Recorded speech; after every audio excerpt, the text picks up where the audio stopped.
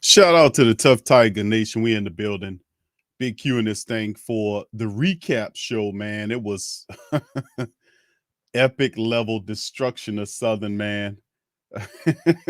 There was destroying had over 40 points on Southern at halftime and then went on to beat them 65-17. Man, boy, a lot of people say, when would this ever happen? When LSU and Southern will get an opportunity to get on the field at the same time? And boy, this was a slam fest. Good grief. But anyway, shout out to the fam. Please feel free to hit the like button. We appreciate you being in this installment, this early Sunday morning episode of Tough Tiger Talk. Big ups to the fam. I want to give a shout out to Normal Guy, who is an abnormal guy today because it's his birthday. So shout out to you, my friend. Happy birthday to you. Hope you enjoying your day. So shout out to you, my friend. Thank you for being here. And shout out to the rest of the Tough Tiger Talk Nation as well, as we get this win over Southern 65-17. And listen, man, it had a lot going on, man, with this win with this club, man. And I just keep it a buck with you. It was just wild, man. Just wow. It kind of took your breath away to watch this kind of episode of how this played out. 65-17. So we're gonna cover some statistics, family. Before we get off into that, let's go ahead and play the post game from Coach Miles as he kind of breaks his thoughts about what happened in the Southern and LSU matchup. So here's Coach Kelly with his thoughts.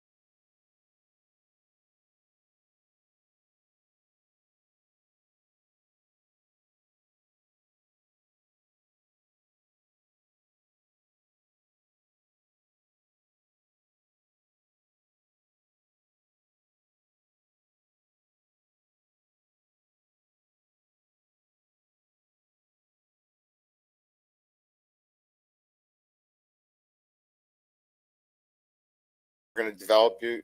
So getting off to a great start, playing with a sense of urgency. It's our second game in 8 days. So we're going to be challenged in our preparation. I thought our guys bounced back and prepared, very well. And it was an exciting day in Baton Rouge, right? Playing Southern. We were excited about this matchup. It was great for the city, the community, playing a traditional HBCU school. That meant a lot, and we were happy that we were able to get this game. But I think more importantly, our guys wanted to get back on the field and play this game the right way, and that is start fast, play with great attention to detail. We played with effort and enthusiasm, and then the finish was, we had a lot of young guys out there. And as I told them, I said, we're going to count on you at some time during the year. So we're going to look at your performance and we're going to develop you. So as we go through this year, you're going to be a better player for us. So all in all, there were so many superlatives. I think offensively, Daniels was outstanding.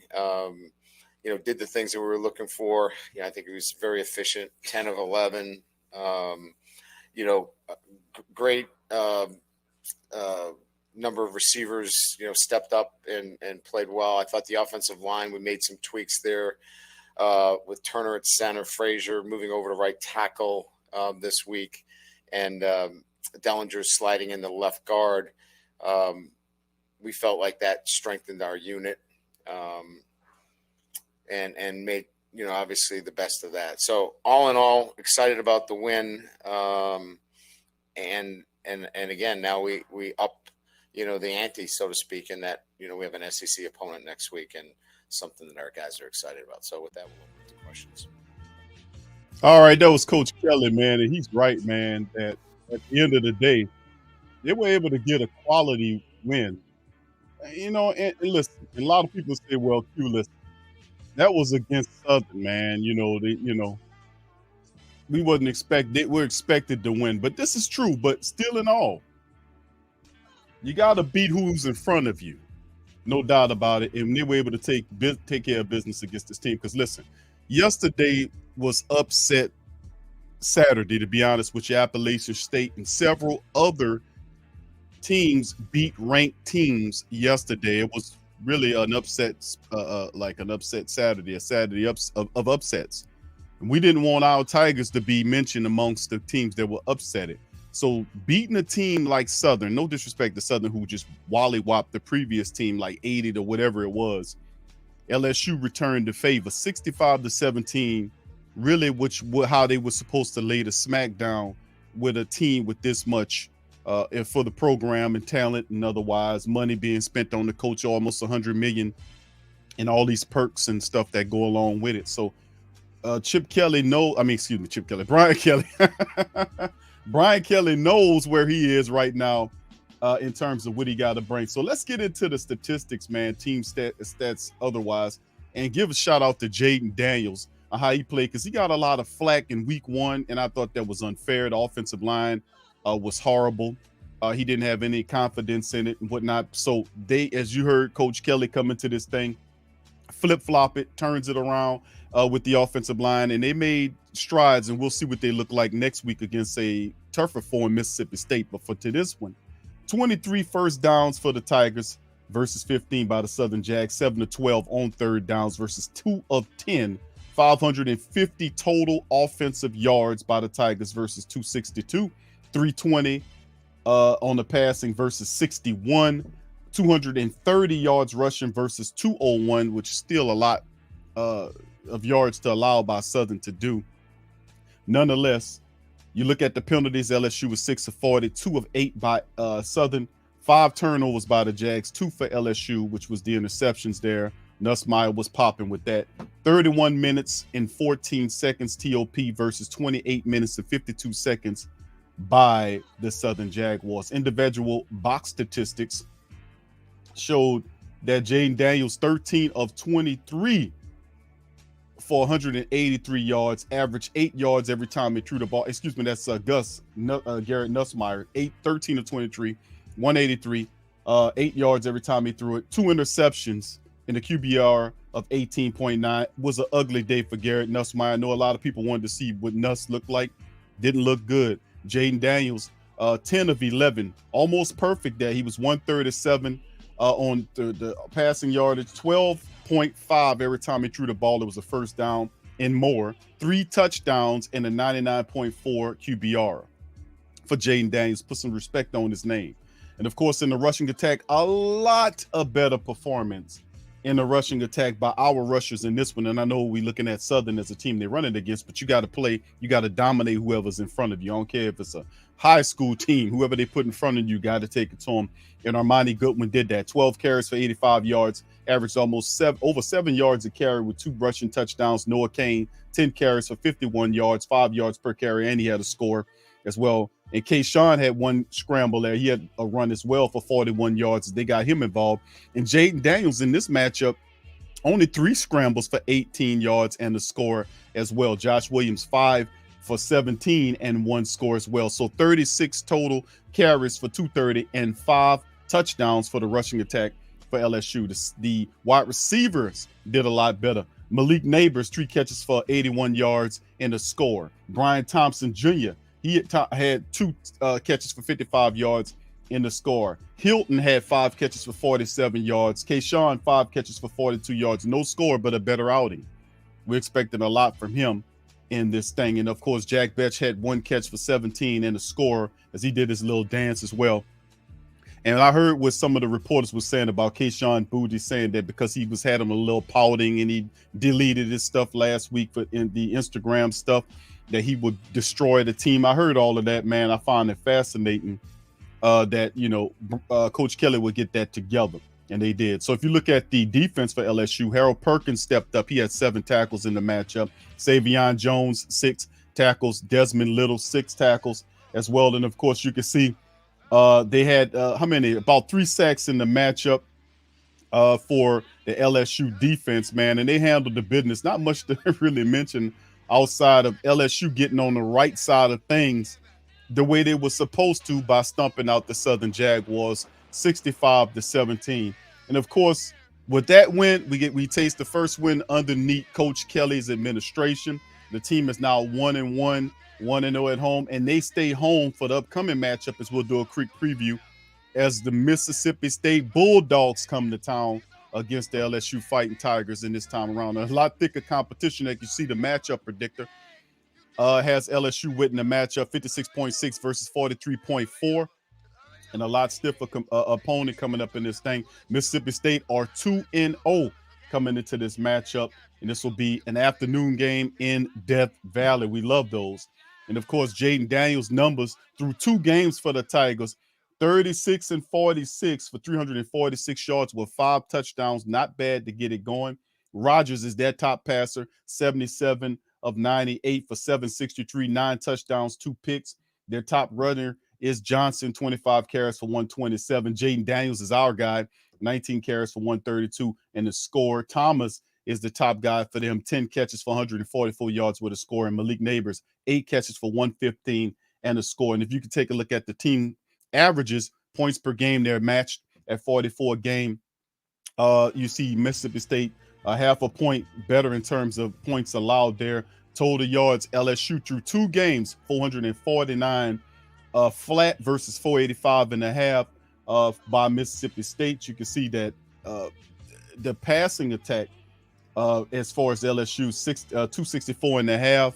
The rushing attack is 184 and a half versus Mississippi State's 385 flat, 101 and a half for them.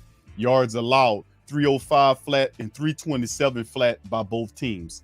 As you can see, LSU a little stiffer on their side of the game, only allowing 160 and a half yards, passing yards allowed defensive wise, and still a little bit too high to run on them at 166 and a half. 220 and a half by Mississippi State allowed with the secondary allows. That defense allows you can throw on them, but look how stiff they are when it gets time to run the ball. And Mississippi State is their stalwart is they always have a very stiff interior and defense, a defensive line. They only allow you to rush at 84 and a half yards per contest through the first 2 contests that Mississippi State has played. Now they were able to beat Memphis 49-23 and then Arizona 39-17 in Arizona as it stands, as we must move welcome Mississippi State in and take on our first SEC opponent, and we got to get that win, baby, bottom line, against the Mississippi State Bulldogs. So like I said, it'll be in Death Valley, man. It's an afternoon kickoff time on next Saturday. What do you guys think happened in the matchup against Mississippi State? What you guys thinking there? Put that out there and let me know. Shout out to your brother Damien. Appreciate you being up in this thing. GM Kev, my dog, is in the building as well. Appreciate you. And shout out to all the family members of Tough Tiger Talk. Feel free to hit that like button, man, and put it in. So yeah, it was a fantastic win over Southern. So congratulations to the Tiger Nation on that. Now we turn our attentions to the Mississippi State Bulldogs up next, and they will provide a lot more stiffer opponent than what we've seen this week. So LSU's got to step up. So I'm encouraged by the offensive line switching that Coach Kelly was able to do, as he talked about moving Dellinger out to left guard and kind of switching things around, and it looked a lot better. So we'll see if that's something that they can build upon up against Mississippi State, because that's going to be a good early season test against the Bulldogs defensive line. Can LSU get it straight, man? We got to get that stuff going, man, for real. All right. So, all right, Kevin says LSU will put up 40 points in the matchup, man. We shall see. We shall see. Young Bloods, what's up, fam? Says there shouldn't be any more debate who's QB1 for the Tigers this season. Jaden Daniels. Bam! Punching him right in the gut on that one. And you know what? That was cool that Coach Kelly rolled out Gus, got out the old Garrett Nussmeier out there to see what he can do. And 2 interceptions, one of which was the pick 6 that was returned to a touchdown. I don't know what Nuss is a better quarterback than what he displayed last night, fam. But obviously it's showing you that Jaden Daniels, and I know it's a bias because people like Nussmeier because he's exciting. You know, he's a guy that he got that it factor to him. But what he doesn't have is the experience that Daniels has, and it shows on the football field. Like against the first week of Florida State, a few things work right. LSU wins the contest. But he's a big part of the success model, and that's why Coach Kelly got him to come here to become the starting quarterback. They started building on getting that offensive line straight, and the defense looked a lot solid. So, like I said, it was a good win to get us a confidence-building win, to get in the winning box and the winning side of things. But Mississippi State's 2-0. It's the first SEC opponent we'll face this year. It'll be a afternoon contest in the Death Valley, and we should be able to beat the Mississippi State team. I don't think it'll be a blowout, but I think it'll be a good game. All right. Jim Kev says grades. All right. Well, first and foremost, Jaden Daniels. I got to give Jaden Daniels a B+ in this matchup, man. I guess might as well give him an A because he went in there, he threw 3 touchdowns. He stood strong in the pocket. He did well. The offensive line, which was just atrocious, I think the term was, that one of the family members gave us for the live stream pregame yesterday. This time around, the LSU offensive line reshuffled, did a much better job. I would have to give them a solid B+ on that, of how they did. They were able to, have the help out the running game. We ran the ball, protected the quarterback. So I have to give them a B+ in that. The defense, I have to give them a B+ as well. They played really well. Special teams did a lot better as well. So I would give them a B+ as well. So I guess I'm a tough grader. I guess I can give them A's, but I say B+ across the board of how everything played, because we were able to run the football. The offensive line played with some confidence. The defense, despite the loss of Mason Smith, still looked solid and did their thing, even though it's against the Southern Jaguars. But still in all, you got to beat whoever the hell's in front of you. So we'll see. All right, Kevin says, no, Q, for Emory, didn't he get bad grades and got kicked off the team? Oh, I knew something was going on with Fuchsia, and let me pull it up, Kevin, because we know Emory. Yeah, according to Sports Illustrated, he was suspended just for 2 games. You know, so he's suspended for 2 games. So we should see him up against come up against Mississippi State. Anyway, let me kind of give you the receiptage on that, man. Here it is right here. All right, LSU running back. There it is right there. LSU running back John Emory Jr. suspended for 2 games per report. And after missing the entire 21 season due to academic issues, running back John Emory Jr. will reportedly sit an additional 2 games to begin the 22 campaign. The Athletics' Brody Miller reported Sunday that Emory's LSU expected starter entering the fall received a 2-game suspension for lingering issues related to last year's full season punishment.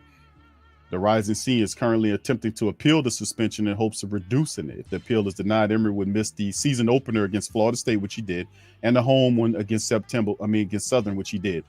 Now, it's a 2-game thing situation, so that works out. So we should see him return. So that's good news for Emory. So there you go. All right. Appreciate you. All right. I know Planet X. Ain't that some Player X? That's the carryover. Yeah, we've been dealing with something. And I think Fuchsia is a guy that you guys are thinking about too. Fuchsia was a guy that had issues with, let me see. I think it was academics that Fuchsia, the defensive back, was dealing with. And I think it was something tied to his transfer paperwork. And he's suspended 4 games. So you won't see him. That's Joe Fuchsia. According to a report by Alexander of the Advocate, he's facing a 4-game academic suspension stemming from his transfer from Baton Rouge to Arkansas. Fuchsia's a 5th-year senior and a New Orleans native who started 33 games with the Razorbacks, was expected to be a starter in the backfield this season. So 4-game suspension for him, and he's supposed to bounce back in a couple of games. So he's already served 2 of the 4, so we should have him back too. So that's the only ones that I know right now that's having issues. If there's anybody else, the hell with it, man. I don't want to hear no more. But anyway, yeah, man, this is pretty cool. All right, yeah. All right, Damon, what's up, bro? Says, hey, Q, should we be concerned with it? No, I don't think so, bro.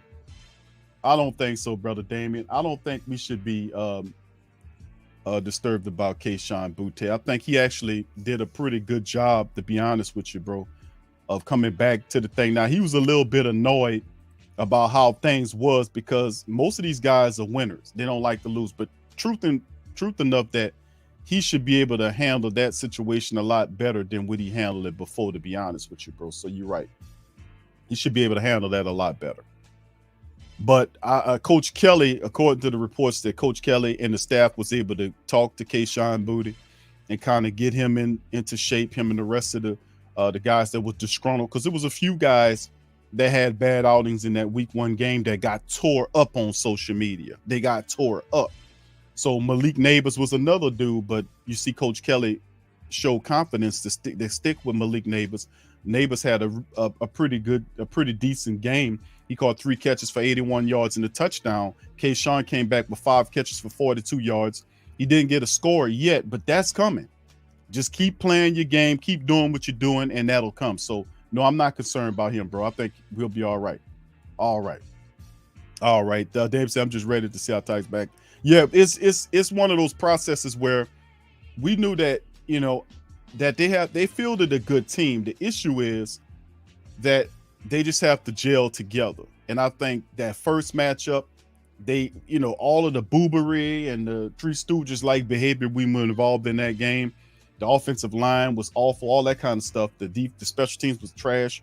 But they only still, with all that thrown in it, they still only lost by 1 point.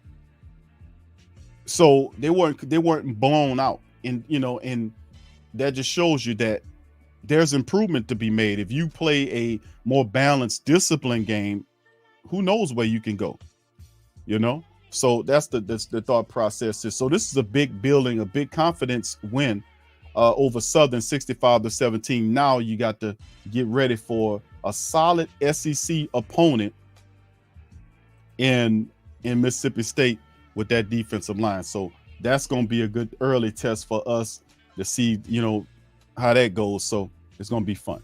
So with that being said, fam, listen, man, I appreciate y'all, man, for joining on the recap of the Tough Tiger Talk recap show as LSU smacks down Southern, man, in a major way to claim that first win of the season. Damien says, Q, 10 left. How many games you think we win this year? Well, bro, man, I think LSU gets about, you know, if they get it right, I think, man, I think, you know, man, we get about 8 or 9 more this season, man. You know, I think we can get about 8 or more 9 if we could, you know, if we could solidify and build on what we got, because I'm happy for the win over Southern, but it is Southern. No disrespect to Southern people, but I'm just saying that it is Southern. It's a team that we're supposed to beat 65-17. Now, how do we look against our SEC peers? Because you got teams like Mississippi State, which I ain't saying these are barn-burning teams, but these are still solid teams you have to play. You got Alabama on your schedule. You got several other really tough contests in the SEC that you got to deal with. So I think with this win, with the Southern win, I think we get about 8 or 9 more games there. So I'm leaving my room for an era of 2 games right there. And really, the truth and matter is, you can, how many games can you afford to lose, you know, in the SEC? One, you know, the 2 at the most. If you're trying to, we're not saying LSU playing for a national championship in Brian Kelly's first year. I don't think that's what's, you know, that's the focus. The focus is just right now to win and just do our best we could do, be the best we could do and win these games one after the other. I think that's the focus right now. And then when we get to Alabama, then we'll kind of go up against them because Alabama ain't look like all that against Texas. And I know Texas got some players there, but I think, and a lot of people feel that Alabama, even though they're seen as the team to beat, and you got Georgia there smashing out. You know, Georgia was national championship champions this past season. They were smashing out teams that they're playing. Georgia's no joke. So, you know, I think further down the line, LSU needs to work on a few things. The defense is a solid unit. But like I said, the offense got to keep doing what they're doing and building on that. And it starts with that offensive line. So can that success from yesterday's performance travel against stiffer competition? Only time will tell. So we'll see how it all shakes. All right. OG says, what's up, Q? Tuned in, off topic, man. How many channels do you have? Quite a few of them, OG to the third degree. Bro, a tough Tiger talk. The Sports Coma, which is PRO Media Network. At one time, just a quick drop on that. The PRO Media Network at one time was one channel that covered several different sport items. I'm talking about college football, pro basketball, pro football, and boxing. You know, then I niched them down and created several different platforms. Ring Kings Boxing, where I do obviously boxing content. You know, I came up young boxing, so I got a love for boxing. I came up as a Saints a family member, so I'm there.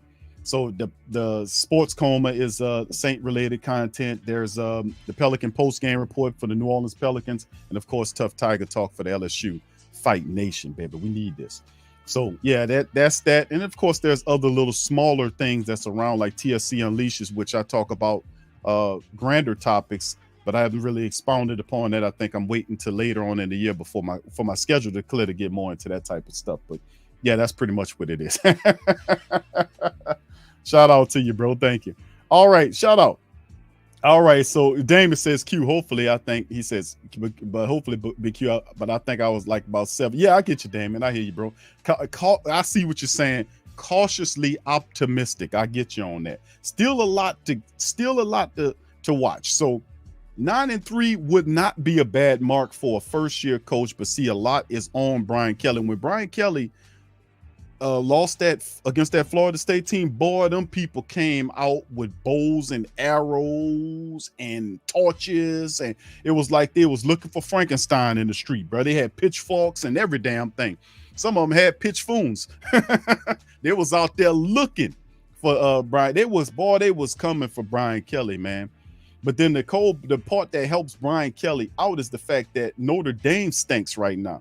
Notre Dame is 0-2 right now since Brian Kelly has come to Death Valley. So, you know, how could you explain on that? You know, so it is what it is. But they came for him early, man. They was talking about Keyshawn Booty being a poison to the team. Y'all need to get him up out of here, get him off the team. He gonna destroy the team. And I'm like, damn, bro, it's just week number 1. Week 1. And they pretended like LSU got blew out 24-0 against Florida State. I was like, no, dude, it was 24-3, and we lost because of our own incompetence, not because they were that much superior than us. No, we dropped 2 touchdowns, or Keyshawn dropped a touchdown in the end zone that he usually would catch. He wasn't looking for the other one. Then you had the Three Stooges like behavior with the special teams, muffin punts and allowing people to block extra points and block kicks. I mean, you know what I'm saying? That alone gives you 10 points right there. So, I mean, our own boobery in the matchup against Florida State cost us the game by 1 point. We didn't get blew out, but they treat it like you did because they don't like Kelly, and they're going to put pressure on him. Like he knows he has pressure on him to win in the SEC, but it helps his case that Notre Dame is 0-2. That's the reality. So it is really, okay, they're 0-3. Somebody keep telling me 0-3. They're 0-3. Okay, there you go. Yeah.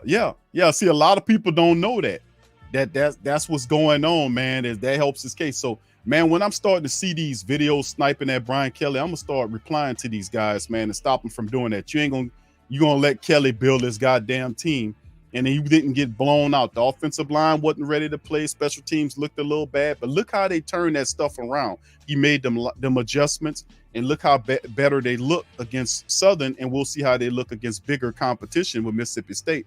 But you got to appreciate the fact that he didn't keep it the same. he went for something that worked, switched it up, and they changed it. They made the adjustments, and they said, let's go at it. Because they have the talent. They have very talented offensive linemen. We just got to make sure they are the right sequence, that they set up at the right position. So that's how I see it. But anyway, I don't know. They saying Jimbo is not the same coach. Once again, that's disrespectful to Jimbo Fisher, knowing how great of a coach Jimbo Fisher is. Never mind, Jimbo carried the legacy of what Florida State have after the great Bowden left. Come on now. When Bowden left Florida State, who kept that up out there? Jimbo Fisher was out there and made a name for himself. He stepped in the shoes of a legend and carried the team after that. Does that not count for anything? Then he goes over here to Texas, and now they're saying he don't have it anymore. Once again, it's still very early on in the college season. So I'm not going to sit up here and talk about writing off Jimbo Fisher, man. Jimbo Fisher is still one of the top coaches in college. That's, and I'm not going to go there. And that's this stuff, these people trying to create narratives already early on. Fisher don't have it. It's still early on, man. Hell, we two LSU, as far as LSU is concerned, we're 2 games into the season. Some teams is 3 games into the season. So it's way too early on to be saying that. We'll talk about that on the end of the season. But no, I don't feel Jimbo Fisher is overrated, bro. I think Jimbo Fisher is a serious, he's one of the top 5, top 10 best college coaches right now. Jimbo Fisher's one of them, to keep it a buck with you. So anyway, I'm no normal guy. I hear you, bro, but still in all, Jimbo Fisher is one. He's a respected guy that wins in college. He's one of the top college coaches out there. So I can't just slam Jimbo Fisher at all, man, because of what he's done. So I think he'll improve as the season going on. You just can't underestimate those guys for real. All right, David, say I'm not saying that, big kid. Just was curious. No, I'm not. I hear what you saying is overrated. I know where you get that from, because I heard some of them say the same thing about Jimbo Fisher. Some of these analysts out here said the very same thing. Because when I seen what happened with Jimbo over there, I said, you know what? And I seen the guy say, well, Fisher might not have it no more. All this guy, I was like, man, no, absolutely, nah, man. Most of them don't win them all. Sometimes you'll have a letdown loss, but it's how you deal with it, what adjustments you make after the loss to determine how you develop and get better. And what's that old saying is you learn more from your mistakes than you do from your successes. Indeed. You know how many times we as people failed before we ultimately got it right?